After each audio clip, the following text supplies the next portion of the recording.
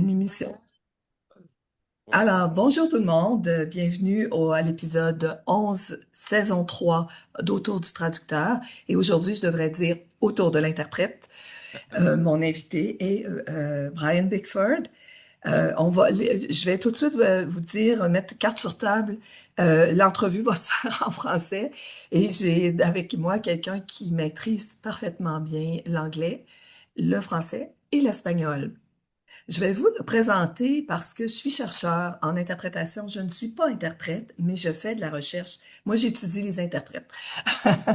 Alors, ce qui m'a frappé, tout de suite, j'ai voulu voir un peu le profil du bilinguisme ou multilinguisme de Brian. Alors, il va nous en dire plus long, mais d'entrée de jeu, je peux vous dire que Brian a appris le français avec sa mère, tout petit, a parlé anglais tout petit avec son père et l'espagnol plus tard. Il va nous en donner un petit peu plus d'explications. Pourquoi j'amène cet élément-là? Parce qu'en interprétation simultanée, Brian va nous le confirmer, ça demande beaucoup de concentration. C'est une charge mentale très lourde. Et le fait de posséder parfaitement trois langues acquises durant l'enfance, donc sans accent, bonne maîtrise du lexique, excellente maîtrise, je devrais dire, pas bonne, très bonne, excellente maîtrise du lexique, excellente maîtrise des tournures pas lexicales, mais syntaxiques, permet de diminuer. Donc, tout ça, l'excellente maîtrise, ce à quoi je veux en venir, c'est des automatismes. Ça devient automatique de passer d'une langue à l'autre. Donc, réduit la charge mentale et l'interprète. Les gens qui ont un profil comme celui de Brian et de votre collaborateur Alain Breton, qui est exactement dans la même... alors ça vous donne un plus, ça vous permet de vous appuyer sur ces automatismes-là et de bien vous concentrer sur le contenu. Alors, ben, je laisse la parole à Brian et avec nous, on a un participant qui nous posera peut-être quelques questions en direct. Mais on va commencer par Brian. D'accord. Merci beaucoup, Sylvie. Et puis merci de m'avoir invité à votre balado. C'est un honneur. Et puis, c'est ma première fois avec Facebook Live. Alors, pour l'instant, ça fait pas mal. Donc, on sera juste. Mais bon, ouais. Alors, oui, c'est un plaisir d'être ici. Et puis, je voulais juste vous expliquer un peu mon enfance pour mettre en lumière les trois langues avec lesquelles j'ai grandi. Et puis ensuite, comment ça m'a aidé avec l'interprétation. Pour commencer, comme vous avez dit, ma mère, elle est née au Mexique, mais d'une famille française. Donc, elle m'a toujours parlé en français depuis la naissance. Et puis, avec mon père, il vient de l'Angleterre, mais il a déménagé au Canada quand il avait 5 ans. Donc, pour lui, sa langue, c'est l'anglais. Et puis, donc, quand il était dans la salle, on changeait à l'anglais. Et puis, j'ai vécu en Amérique latine pendant une douzaine d'années. 3 années au Brésil, donc quand j'avais de 2 à 5 ans. Et apparemment, je parlais le portugais comme un petit Brésilien, mais C'est pas vrai, vous avez... OK, j'avais oublié celle-là, oui. ouais, non, OK. Et puis une fois que nous avons quitté le Brésil, je n'ai plus jamais parlé le portugais, donc Ah, d'accord. je l'ai oublié. Hmm. Mais quand on visitait la famille au Mexique, on parlait en espagnol. Et puis quand on habitait au Venezuela, au Chili et au Pérou, on parlait en espagnol avec tout le monde, sauf en famille où on faisait tout en français ou en anglais. Donc, c'est comme ça que j'ai appris les trois langues. Et je suis devenu interprète très jeune avec les trois langues. Quand quelqu'un ne comprenait pas une langue dans la salle, c'était moi qui faisais le va-et-vient entre les deux personnes. Et puis, une chose est arrivée à l'autre. Ben, j'ai fait mes études en français et espagnol à l'université. Et puis ensuite, je me suis lancé en traduction pendant un petit bout de temps. Mon premier emploi, c'était de traduire toutes les petites pièces de voiture que vous avez disons, dans une description d'une automobile. Et j'ai dû faire ça en anglais-français pendant 1 an et demi.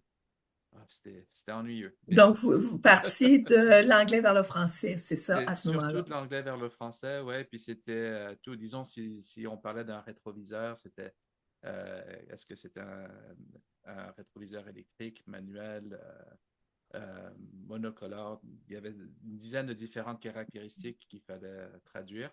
parce que c'était une compagnie qui comparait, disons, prenons Chrysler, il fallait Mhm. c'était un comparateur de véhicules, donc il comparait, disons, une Chrysler avec une Ford ou avec une Mercedes. Donc il fallait traduire tous les pièces automobiles pour les, euh, tous les manufacturiers, en fin de compte. Ouais. Ouais. Et puis ensuite, j'ai quitté cet emploi et j'ai commencé quelques petites agences d'interprétation qui n'ont pas fonctionné pendant les deux, trois premières années. Puis finalement, j'ai trouvé qu'en étant un entrepreneur en solo, c'était la meilleure formule. Donc, c'est pour ça qu'en 2005, j'ai commencé Pendleton Translations et j'ai continué jusqu'en 2018. Et puis ensuite, en 2018, j'ai arrêté ça et puis j'ai repris avec une agence toute nouvelle, UN Language Services, en 2019. Et ça fait 6 ans là, que je suis propriétaire de UN Language Services. Et puis, on offre Il y a encore des services de traduction, c'est ça, il y a les deux.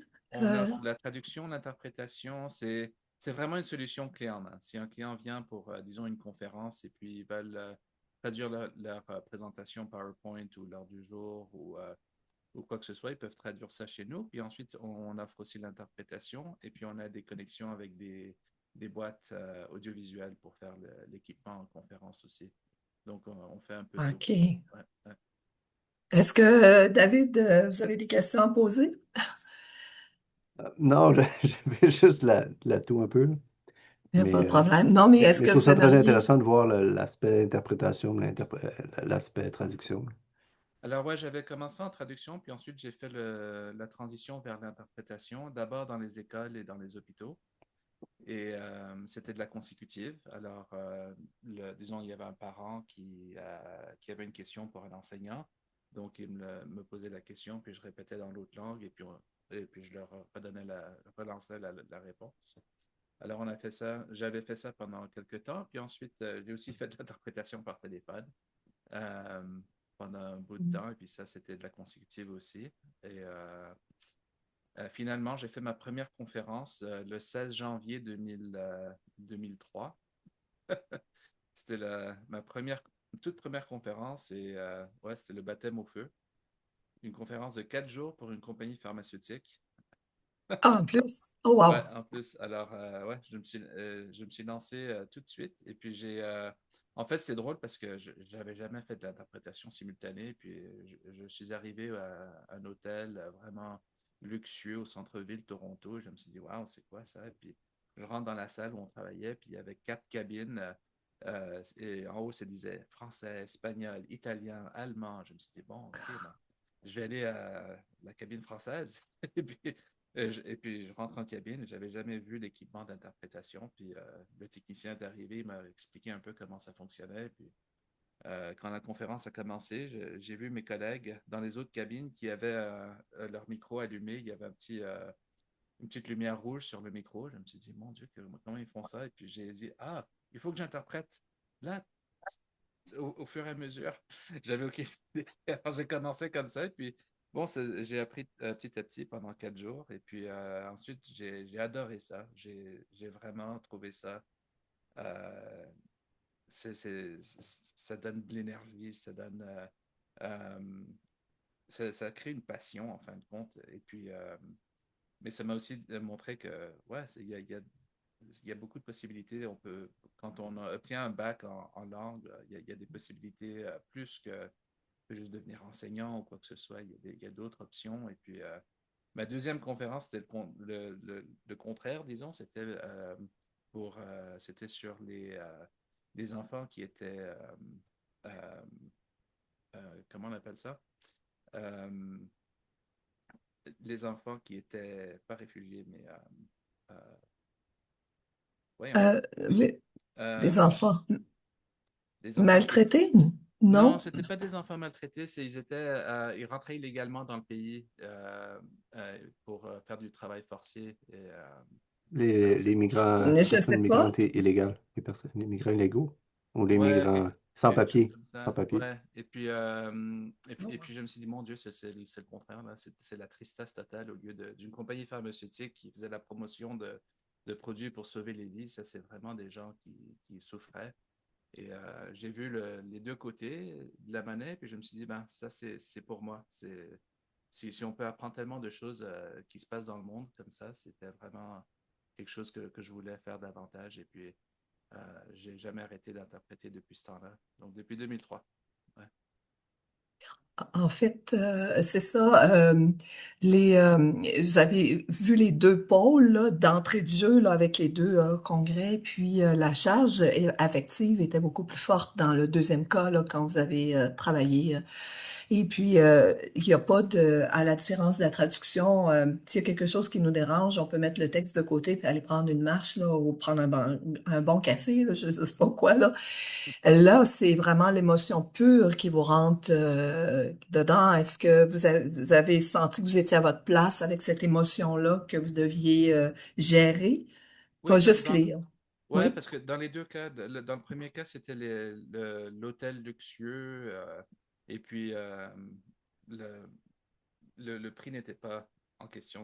On paie tout ça, y a pas de problème vis-à-vis le prix. C'est une compagnie pharmaceutique, il lançait de l'argent à droite et à gauche, donc c'était quelque chose à voir. Mais de l'autre côté, ouais, c'était le trafic d'enfants.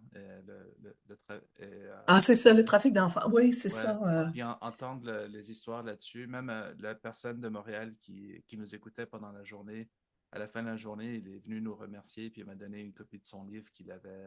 C'était de ses expériences avec les enfants avec qui il a offert ses services. Et puis, c'est un livre très difficile à lire, mais vous avez raison. Une fois qu'on est là, il faut faire le travail jusqu'à la fin, et puis on met les émotions de côté jusqu'à la fin, puis.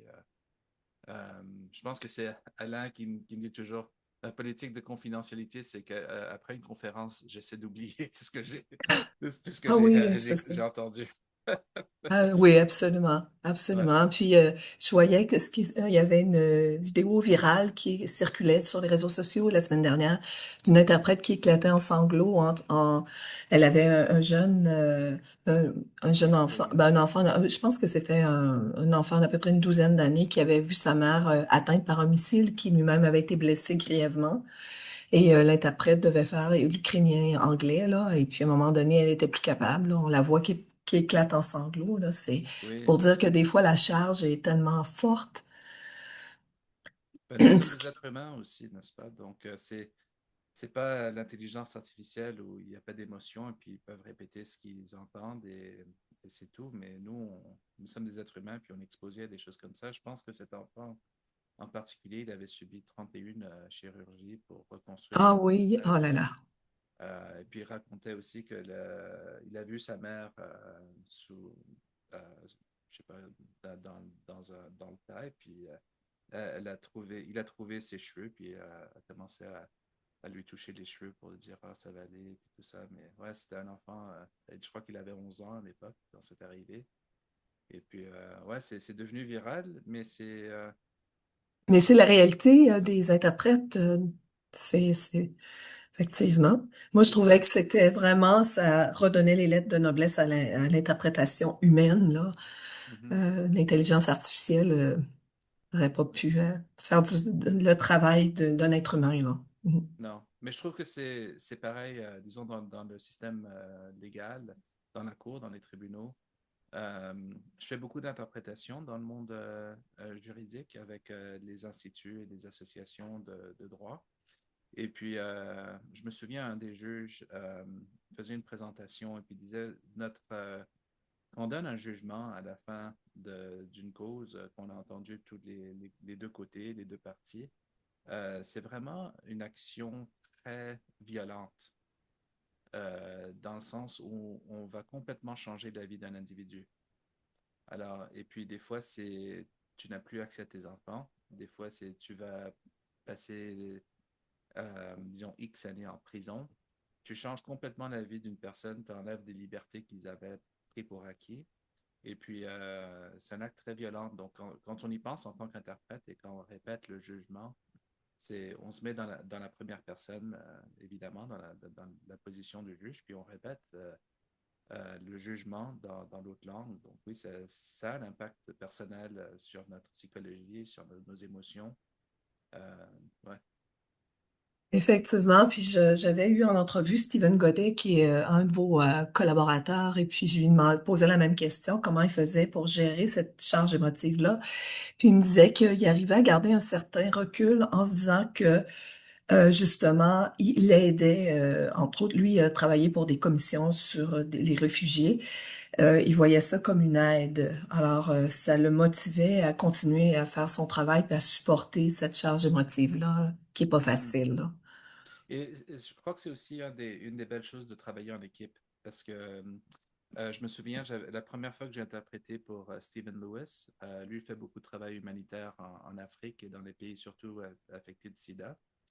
Et il avait, euh, il donne ses discours et puis tout le monde, il y a pas, il y a pas un œil sac dans la salle. C'est vraiment triste ce qui se passe en Afrique.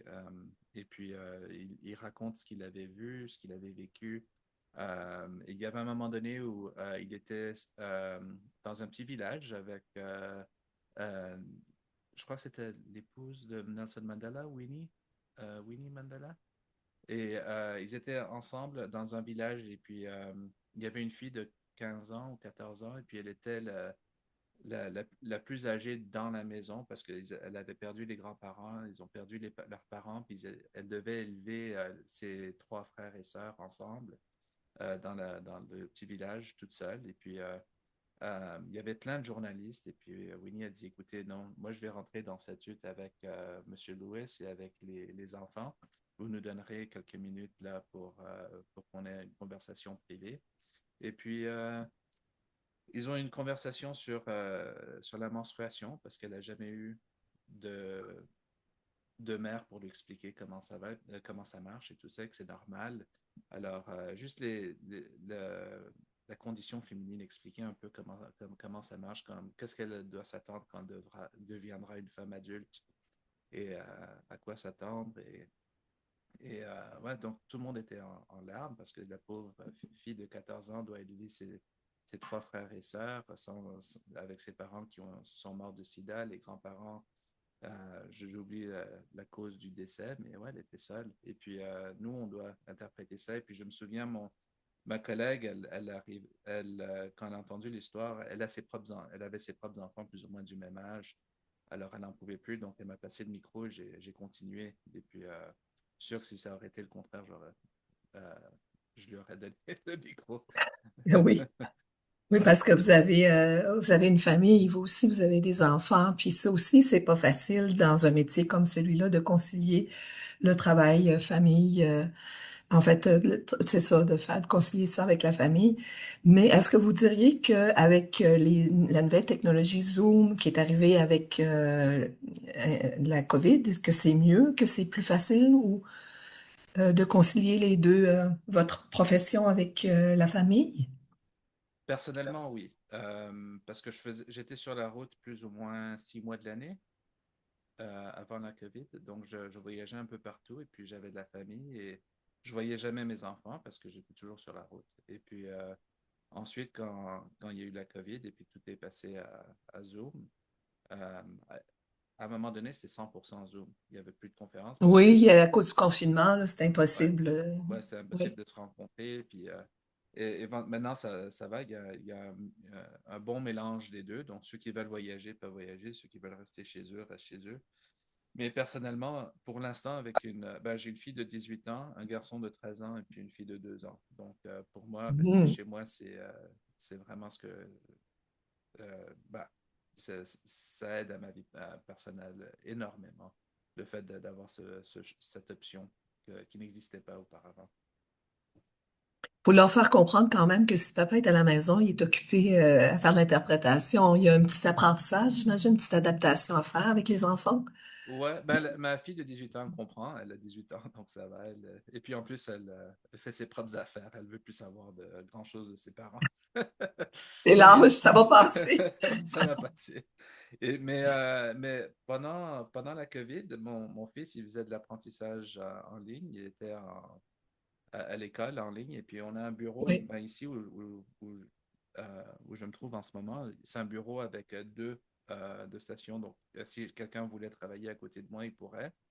Alors, on faisait comme ça. Lui, il faisait ses études à côté de moi. Moi, je faisais des travaux d'interprétation ici. Et puis, il savait très bien, tu ne m'interromps pas quand j'interprète. Si tu veux me dire quelque chose, tu me passes une note. Et puis, on se passait des notes Ah, comme ben ça. oui, comme avec les collègues en cabine. C'est C'est ça. ça. Ou comme Ah, les élèves dans une salle de classe qui oui, font pas trop attention à ce aussi. qui se passe. Alors, ouais, il me disait, ah, j'ai faim, je vais aller me préparer quelque chose. Je lui disais, OK, vas-y, c'est bon. Puis, je finis dans 2 minutes et puis je t'aide à préparer un sandwich ou quoi que ce soit.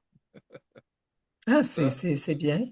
ouais, alors il a appris très, très vite ben, mon métier et puis aussi à respecter le fait qu'il y a une vie ici au bureau où c'est professionnel et puis quand je quitte le bureau, là, je suis papa et puis je peux aider avec les choses de tous les jours. Hmm. C'est une belle expérience pour les enfants. Mhm. Et puis, David, t'es tranquille, Oui, moi, euh, j'écoute. mais je pense que tu avais des questions au sujet du trilinguisme du fait, parce qu'on voit plus ou moins les mêmes antécédents vis-à-vis du fait que tu parles aussi l'anglais, le français, l'espagnol, n'est-ce pas? Oui, ben, je vous écoute parler, puis ce qui me semble vraiment intéressant jusqu'à maintenant, ce qui vient vous chercher, ce que vous aimez dans votre travail, l'aspect humain, l'aspect entrer en relation avec des personnes, par exemple, réfugiées ou qui ont, vous avez parlé, mentionné des personnes sans papier. Mhm. Euh, j'ai participé à un moment donné à une conférence là-bas, puis j'ai compris la réalité des personnes sans papier qui traversent la frontière pour leur famille, qui travaillent pour eux pendant des années. Comme je vois les deux côtés de la médaille, chose que pas beaucoup de personnes font. Euh, Après ça, vous avez parlé d'hôtels luxueux, puis j'ai travaillé au Château Frontenac à Québec, mais j'étais pas capable d'être dans ce milieu-là. Il y avait comme un conflit de valeurs que Madame Lemieux parlait.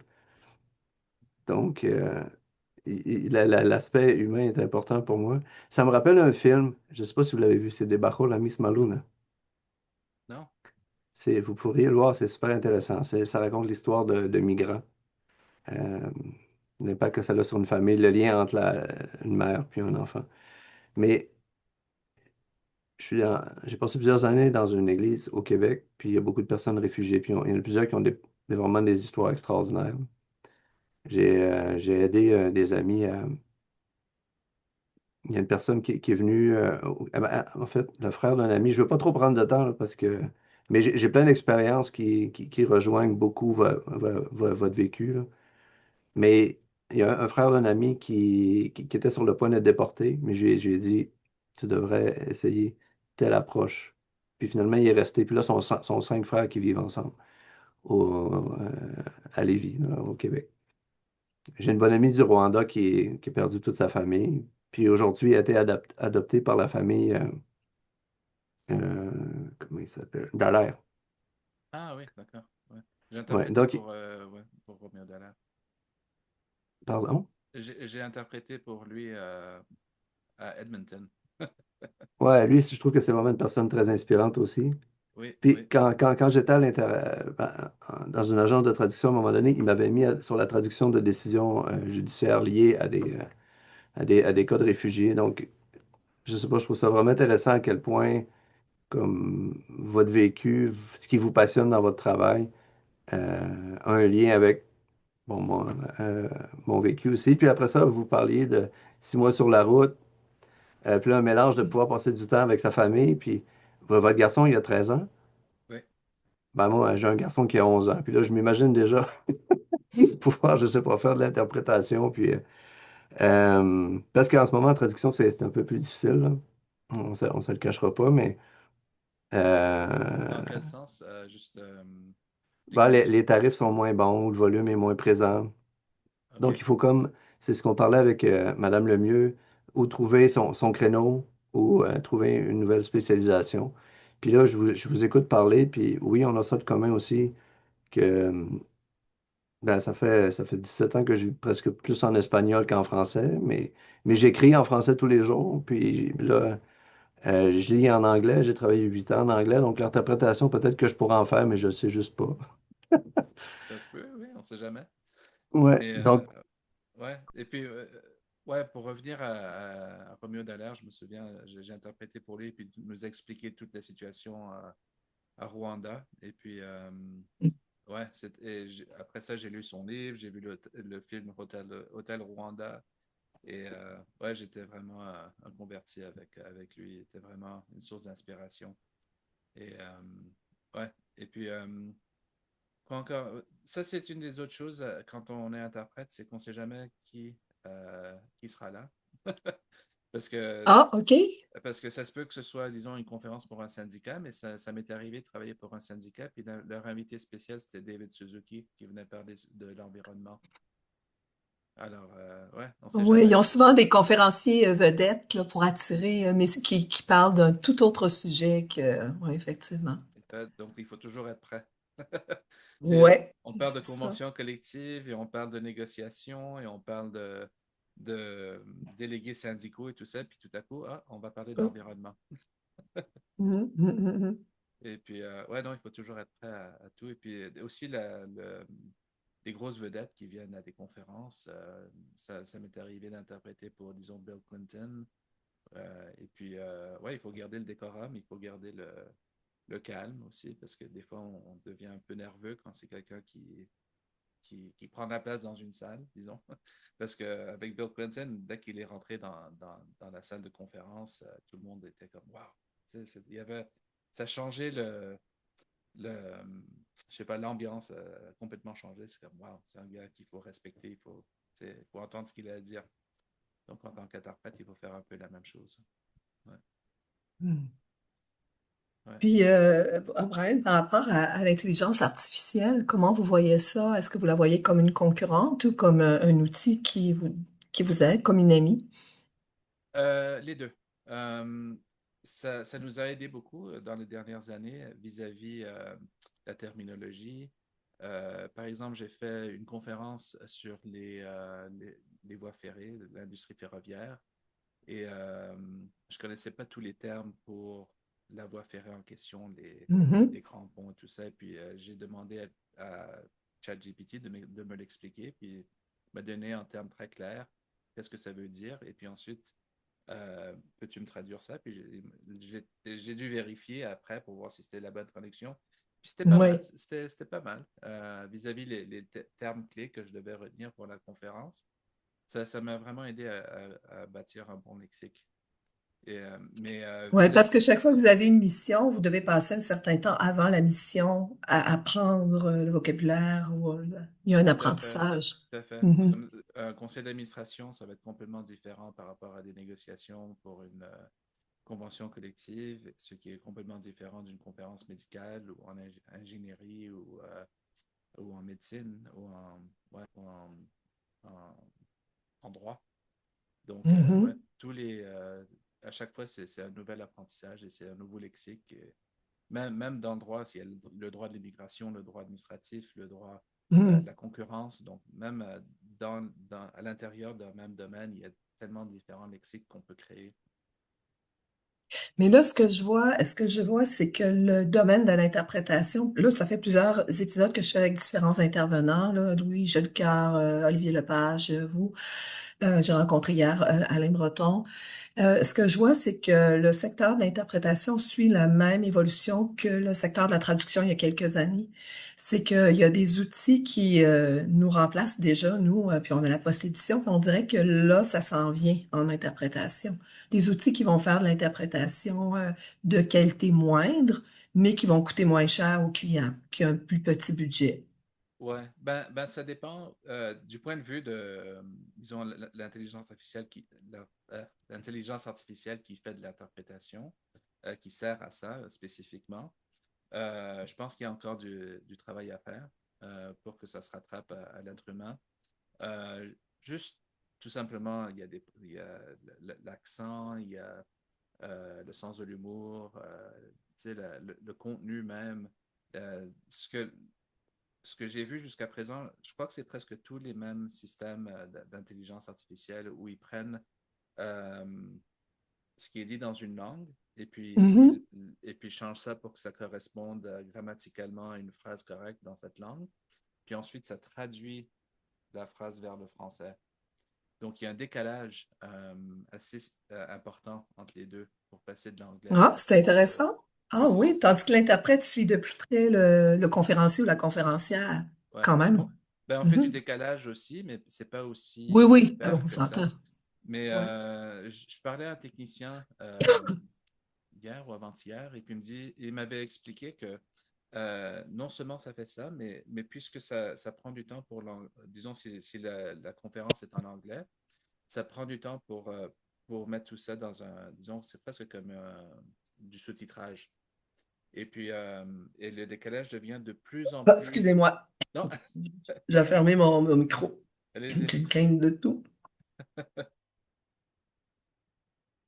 C'est ou l'un ou l'autre, hein. Mais en tout cas, c'est ce qu'il expliquait, c'était que le décalage devient de plus en plus prononcé euh, avec le temps. Donc, disons, au début de la conférence, le décalage est de 5-6 secondes, mais ensuite, 30 minutes plus tard, ça devient 10 secondes, une heure plus tard, ça devient 15 secondes. Donc, disons, si on fait une conférence sur les états financiers d'une compagnie, tu es à la diapo 32 euh, live, mais avec l'interprétation, tu es encore à la diapositive 28. Donc, ça ne correspond pas, puis tu n'arrives pas vraiment à suivre. Donc, ça, c'est un des contretemps avec l'intelligence artificielle spécifiquement pour l'interprétation. J'ai pas entendu ça parce que j'ai assisté à un congrès là, justement sur l'intelligence artificielle et puis virtuelle, là. Puis c'est pas une remarque que j'avais entendue, puis je la trouve très intéressante. Ouais, moi Ce que aussi. j'ai entendu, c'est la prosodie, là, l'intonation. L'intonation se fait par phrase ou par segment, là, un peu comme... alors, ce qui fait que ça fait étrange d'entendre une voix humaine. Quand même, ils sont quand les voix, c'est de la qualité quand même bien, mais qui changent d'intonation juste phrase par phrase, alors que normalement, nous, c'est dans le discours que l'intonation, on commence avec une intonation, puis on l'ajuste en fonction de ce que le conférencier dit. Mhm. Alors ça, déjà, ça choque l'oreille, là. Tu sais, on sent que la voix est correcte, mais il y a quelque chose qui tourne, qui va pas, là. Ouais, tout à fait. Ben, j'entends plusieurs de mes clients, ils me disent, ah, j'aime vous entendre parler. Tu sais. J'aime, Hum. tu sais, votre ton est bon, vous êtes toujours calme, et puis c'est un bon rendement, et puis c'est le bon vocabulaire et tout ça. Mais avec l'IA, ce que j'ai entendu jusqu'à présent, c'est que c'est une voix monotone du début à la fin. Donc, c'est difficile de suivre une conférence quand c'est tellement monotone. Oui, puis il y a des combinaisons de langues. Moi, j'ai appris ça en allant à ce congrès-là, comme le mandarin anglais. Mhm. Mhm. Je pense que le mandarin, c'est tout petit, c'est court, puis l'anglais, c'est très long, là. Parce que je sais, je connais pas le mandarin, je sais pas pourquoi, mais je l'ai vu de mes yeux vus, là. Une application d'intelligence artificielle qui montrait en mandarin un tout petit bout de phrase, puis ça semblait tout dire, puis après ça, ça me prenait un paragraphe complet en anglais. Donc, j'imagine que pour les locuteurs. Oui, David, avez-vous... Oui, pour l'intelligence artificielle, il y a un élément qui est revenu, la gestion des risques, la gestion du risque. Puis je pense que dans votre domaine, par rapport à ce que vous disiez auparavant, par exemple, vous devez interpréter la décision d'un juge, euh, il n'y a pas d'erreur possible. Donc, ça prend absolument un interprète humain. Puis ça, c'est l'importance de la gestion des risques dans les différents comme domaines ou éléments qui peuvent être utiles pour les traducteurs maintenant pour comme poursuivre notre travail. Vous avez été touché, Monsieur Bigfoot, par la pandémie. Je suis en train de regarder une autre vidéo. Là, maintenant, on est touché par la révolution de l'intelligence artificielle. Il y a pas des parallèles à établir. Mais donc, dans les champs possibles pour s'adapter dans le contexte de l'intelligence artificielle, c'est la gestion des risques. Donc, dans votre domaine, au niveau juridique, l'interprétation doit être juste. Puis l'intelligence artificielle ne va jamais pouvoir faire ça avec précision, surtout en direct, là, pendant un procès. Et Puis si ça, jamais, je l'ai entendu avec le premier intervenant quand je suis allé au congrès de l'OTIAC. C'était une personne dans le milieu syndical. Je fais de la traduction aussi dans le milieu syndical. C'est drôle parce que vous parliez du domaine ferroviaire. J'ai déjà travaillé sur un train. Vous parliez de David Suzuki. J'ai déjà travaillé pour Équiterre. J'ai fait mes stages de fin d'études. Donc, je Ah, pense que comme c'est important d'avoir cette sensibilité-là. Mais l'intervenant parlait de ça. Corinne McKay aussi parle de la gestion du risque. mhm. Puis je pense que Joachim Lépine aussi. En tout cas, j'ai déjà entendu ça à plusieurs endroits. Puis dans votre domaine, je pense que c'est important, une interprétation humaine. Parce que dans le domaine juridique, ah oui, dans le domaine financier aussi, c'est la même chose. Il y a un autre intervenant pendant le congrès qui parlait de ça. Faites-nous confiance. Puis on va bien traduire ou interpréter le message. Mais c'est ça, l'être humain a toujours son rôle à jouer dans un Ouais. contexte où il y a des risques à gérer. Ouais, et puis, et ça, disons par exemple pour le jugement, si jamais on utilise l'intelligence artificielle et puis il y a une erreur, qui est responsable? Ah, c'est ça. Vraiment, est-ce que c'est la compagnie qui est propriétaire de l'intelligence artificielle? Est-ce que c'est le programmeur? Est-ce que c'est juste, il a mal compris, puis c'est la vie, puis on continue? Il n'y a pas vraiment d'imputabilité vis-à-vis de l'intelligence artificielle. Et il y a des cas où ça peut devenir un danger, comme, disons, pour un jugement ou une procédure médicale. Faites l'incision ici, puis pas ici, puis ouais, ça Mhm. pourrait avoir des répercussions très, très, très sévères dans la vie réelle. Ouais. Ouais. Mais ça, c'est pour Donc, l'intelligence artificielle. Mais l'autre chose que j'allais dire aussi pour oui, l'intelligence artificielle, vous aviez parlé un peu du prix. Mais je pense oui. pas que c'est beaucoup moins d'embaucher, d'utiliser un programme d'intelligence artificielle par rapport à un être humain. Euh, Où ça Il n'y a pas devient. d'économie vraiment à faire, Je ne, autrement dit? je ne pense pas OK. parce que pour l'intelligence artificielle, je l'ai utilisé une fois et puis juste pour faire un test. Et puis j'ai donné le lien au technicien. Je lui ai dit, écoute, tu mets ça et puis ça va apparaître à l'écran euh, Mhm.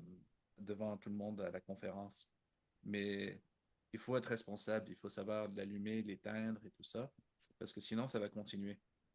Alors, j'étais à cette conférence et puis le technicien a oublié d'éteindre l'intelligence artificielle pendant la pause. Puis quelqu'un s'est approché au micro, elle était au téléphone, et puis elle a dit en anglais, What kind of monster doesn't let you talk to your mom during work hours? Et puis, ça a apparu en français sur le gros écran. Et j'ai dit, oh non, il y a C'est encore du, ça. il y a encore du travail à faire. Hein? Oui, absolument. C'est ça, tout le côté manipulation.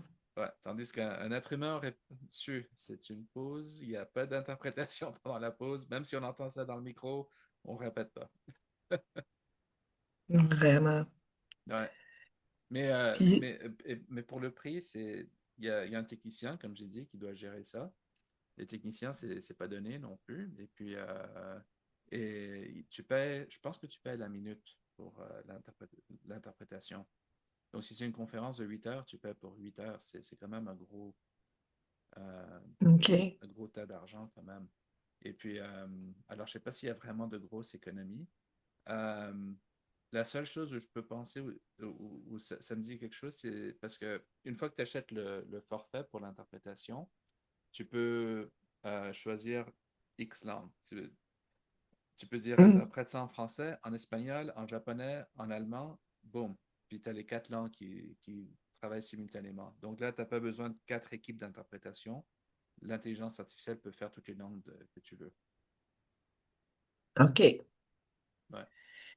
Puis, ce que j'ai vu aussi, quand j'ai interrogé, j'ai eu le balado avec Myrlène Métellus de Glendon. Elle, Mhm. elle prônait aussi, elle a une application qui permet d'entrer la terminologie à mesure.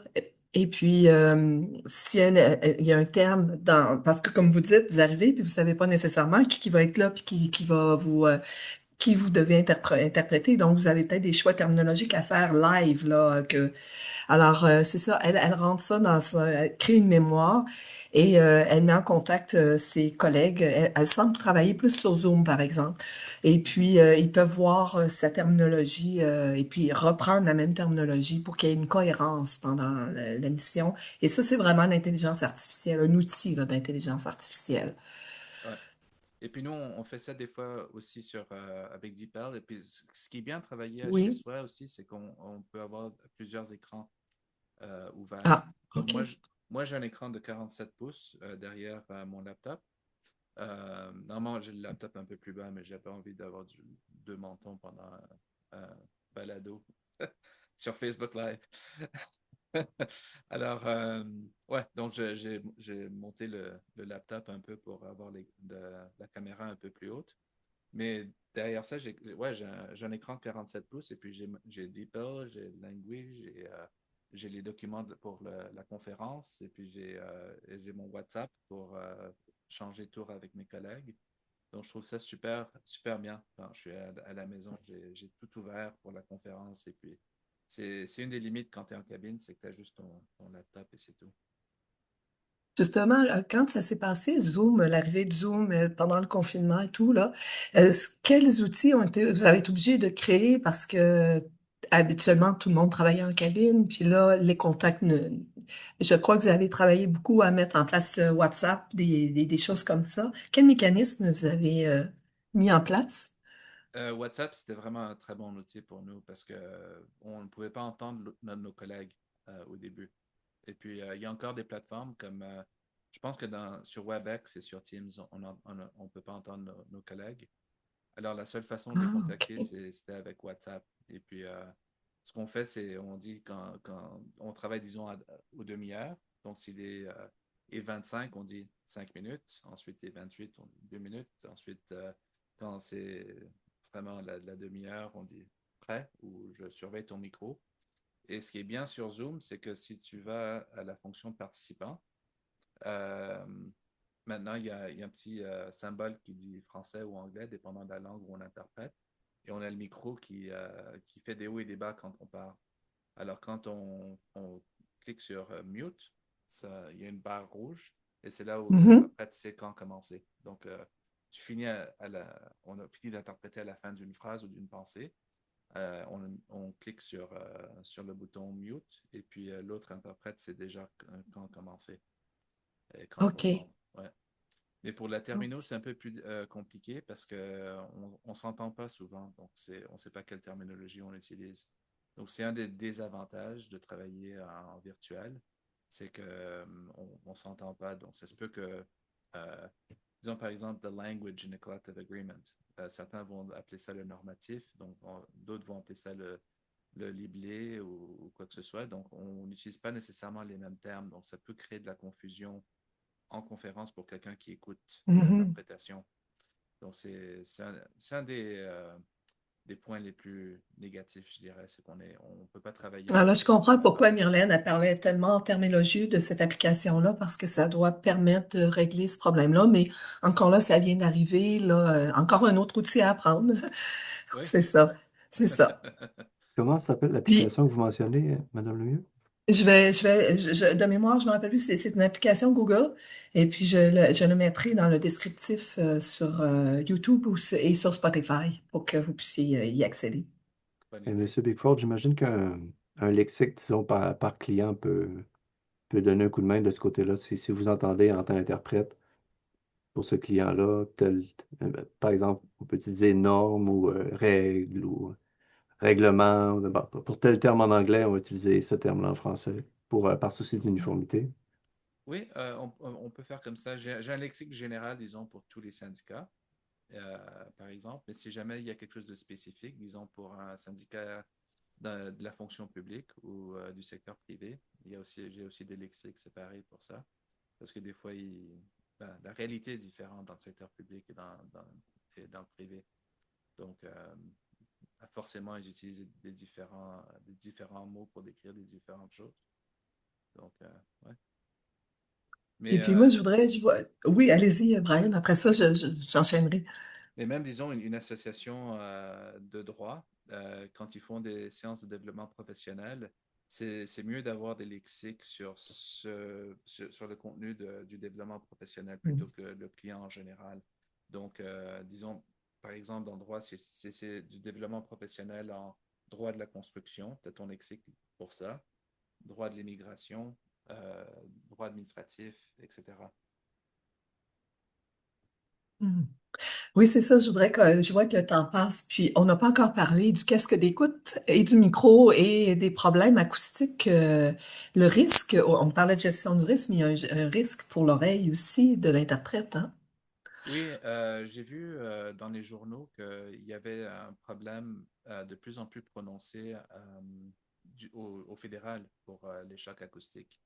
Je pense que c'est soit l'équipement qui est désuet parce que ils n'ont pas Ah. remplacé l'équipement depuis des années, mais aussi avec Zoom et l'apparition de toutes ces plateformes où on peut travailler à distance, il n'y a pas vraiment de, euh, de mécanisme pour éviter les chocs acoustiques. Alors, Est-ce que vous pourriez dire pour les gens qui connaissent pas ce que c'est grave, là, quand on parle de choc acoustique, là.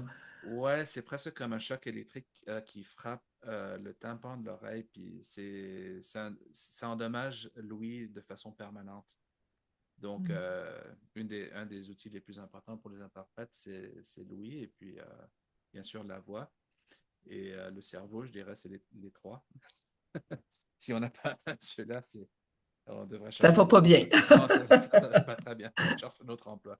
Mais bon, pour les chocs acoustiques, c'est devenu très, très dangereux. Puis j'ai deux ou trois collègues qui ont souffert de chocs acoustiques et puis ils avaient des maux de tête pendant des semaines. Et euh, heureusement, ça n'a pas affecté leur ouïe au point où ils sont devenus sourds, mais il y a ce danger quand même. Et puis c'est D'acouphènes, c'est ce que j'ai cru comprendre, on peut développer des acouphènes, des ouais, choses comme ça. ouais. Et puis euh, il y a des interprètes aussi qui travaillent juste à une oreille. Euh, Oui. ouais. Mhm. Nous, moi et Alain, on a les mêmes écouteurs. Et puis c'est Audio Technica. Et puis, vous voyez, c'est comme Oui. il y a comme un fil Je vais qui le passe. mettre d'ailleurs dans le descriptif. Ah oui, David, c'est la même chose? Je trouve ça Non, c'est drôle joli. parce que c'est la marque d'écouteurs que j'ai aussi. Ah, ok, Ah, oui. Mais ceci, ça me permet de m'entendre aussi. Donc, c'est important pour les interprètes pour on, on sache qu'est-ce qu'on pour dit. monitorer votre production là, C'est ça. constamment, tout en entendant. Mhm. C'est ça. Puis Parce qu'avant, en cabine, quand je commençais en 2003-2004, c'était des gros caisses d'écoute, puis on pouvait pas Mhm. s'entendre. Mais là, on faisait comme ça, puis on pouvait Ouais, c'est ça. s'entendre un peu, puis monitorer ce qu'on disait. Mais ouais, mais là, avec ceci, c'est super. Je peux m'entendre, puis j'entends très bien les orateurs aussi. Et hier, Alain expliquait aussi que lui, pour diminuer, il cherchait toutes les façons inimaginables de réduire la fatigue. Et c'est le poids aussi sont légers, hein, je pense, Ah ouais, ils sur sont la... ultra légers, ouais. Mhm. Ouais. J'avais des casques d'écoute pour les gamers avant, parce que c'est ce qu'ils cherchent. Ils cherchent le confort. Ils veulent être devant leur écran pendant des heures entières, je sais pas, à s'entretuer ou je sais pas qu'est-ce qu'ils jouent. Je suis, je Vous suis n'êtes pas pas dans là-dedans. non, je suis pas dans les jeux vidéo, mais j'avais le casque d'écoute parce que c'était super confortable. Mais le seul problème, c'est que tu n'arrives pas à entendre ce qui se passe à l'extérieur. Donc là, maintenant, avec ceci, je peux entendre ce que je dis, et puis je peux entendre aussi ce qui est dit dans une conférence. Et le micro aussi, je pense que, est-ce que vous, parce que j'ai vu, entre autres, Myrlène Métillus, elle fournit même à ses certains clients le micro. Ouais, Parce ouais, c'est que les clients, ils achètent pas toujours le meilleur micro, là, c'est ce que je comprenais. ouais, et c'était encore pire au début parce que les gens pensaient que juste avec le système qui est dans l'ordinateur, tout ce qui est intégré déjà, que c'était assez, mais c'est vraiment pas. C'est le minimum en fait. OK, Et puis, d'accord. et ensuite, il y avait beaucoup de gens qui résistaient parce que, disons, ils s'étaient coiffés ce jour-là et puis ne voulaient pas ruiner leur coiffure. Mais je leur disais, préférez-vous qu'on vous entende comme il faut ou que vous soyez un peu décoiffé. Voilà, Parce que exactement. le but de la conférence ou du fait qu'on soit tous réunis ici sur Zoom, c'est pour qu'on entende ce que vous avez à dire parce que c'est important. On ne va pas vous juger pour ce que pour tu sais, votre coiffe. J'allais demander, est-ce qu'un Blue Yeti permettrait de faire du bon travail d'interprétation? Un quoi, pardon? Un Blue Yeti, c'est un type de micro Je sais pas, professionnel, il est de bonne qualité, hein. Vous je connais connaissez pas peut-être. Blue Yeti, non. Je l'ai Hein? ici, je vais vous le montrer. Ce sera pas long. Ah, ok, cool. C'est bien d'apprendre des choses tout le temps. Ah, ben maintenant, je pense que le tableau là-bas, c'est son visage. C'est un bon rapport qualité-prix, voilà. C'est Ah, ça. oui, oui, oui. Ouais, j'ai Est-ce déjà que c'est acheté là. celui-là, David, dont vous parlez? Ah, ben moi j'en ai un, mais avec un bras que je peux mettre devant Ah, l'écran. OK. Ah, Moi, c'est cool. juste, ouais. D'ailleurs, Ouais. j'aurais pu le mettre aujourd'hui, là. Non, le mien, c'est Shure. C'est celui-là. Je sais pas si vous le voyez. Et puis, Oui. mais je l'ai branché aussi à un mixer. Alors, j'ai un mixeur pour contrôler les hauts et les bas et le niveau du micro et puis aussi pour mes écouteurs. Donc, ça, c'est aussi, ça vient aussi d'Audio Technica. Je ne sais pas si je peux vous le montrer ici. Il est à l'envers. Voilà.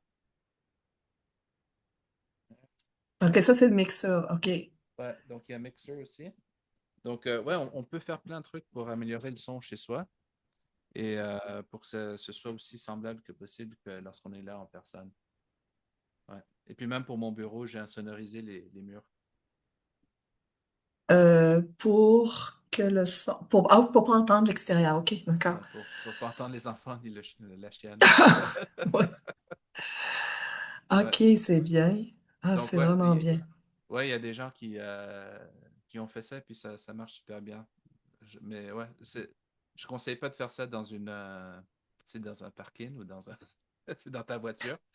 L'interprétation, il faut vraiment que ce soit quelque chose de plus professionnel. Mais ouais, en plus de ça, on a insonorisé le bureau, donc c'est c'est idéal. Ouais. Et quel pourcentage de votre travail se fait sur Zoom à partir de votre bureau par rapport à... Avant ça, avant la COVID, c'était toujours en cabine Ouais. ou au téléphone ou sur place en consécutif. Maintenant, sur Zoom, ça serait quoi votre pourcentage? Je dirais que c'est 50-50. OK. Ouais. Mais j'envoie d'autres interprètes pour les conférences en personne. Donc, j'essaie de rester chez moi le plus possible. Euh, alors, ouais, mais ça dépend. Il y a des interprètes comme Stephen Godet, par exemple, il me dit, Mhm. j'adore voyager, envoie-moi où tu veux, puis je l'envoie à Vancouver ou à Moncton ou n'importe où. Puis, il y a plein d'interprètes qui veulent voyager, donc je les envoie à faire des Oui, puis conférences. c'est un métier où les frais sont généralement payés par le client, les frais de déplacement, là. Je pense qu'en traduction, nous autres, ils nous payent pas pour nous déplacer. C'est Ouais. ça. Non, tu devrais pas payer pour tes propres frais de déplacement. C'est toujours le Mm. client qui devrait payer pour l'hôtel et l'avion ou le kilométrage ou quoi que ce soit, le parking.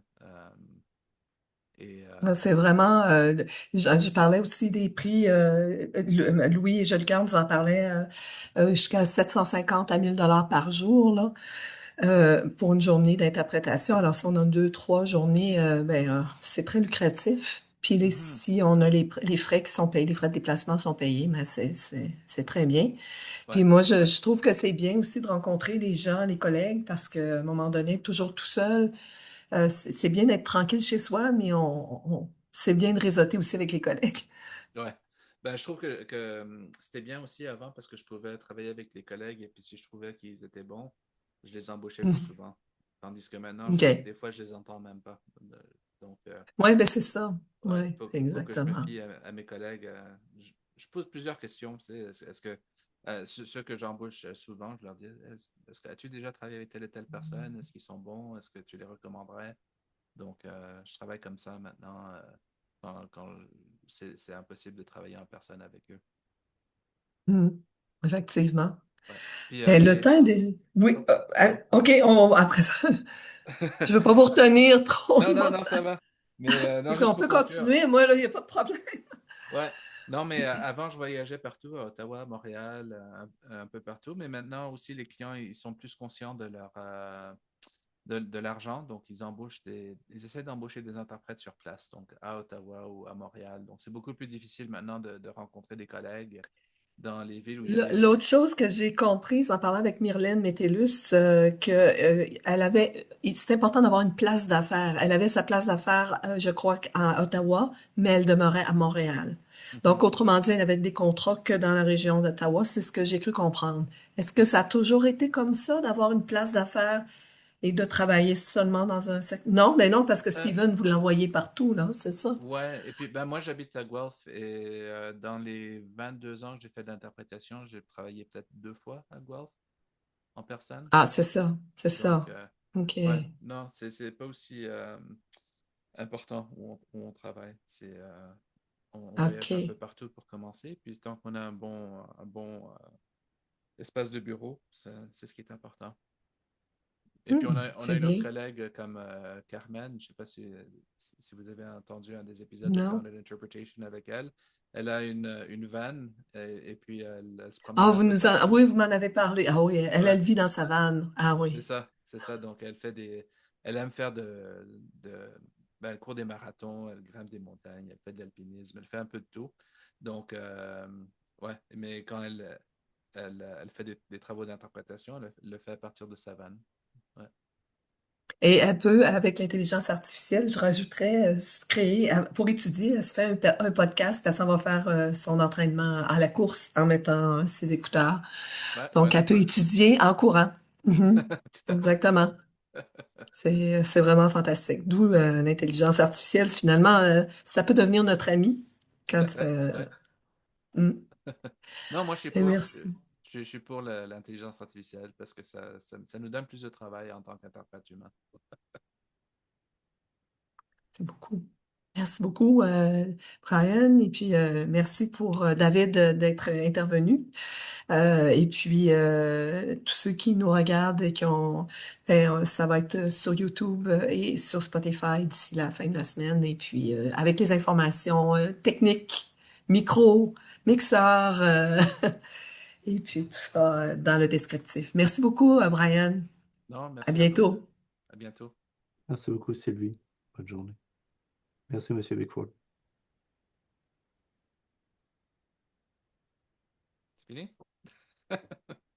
On est restés ensemble. Je ne sais pas si vous avez Ouais. quelques minutes, là. Je ne sais pas si on nous enregistre encore ou pas, mais ça dit que c'est vous le host. Suspendre l'enregistrement.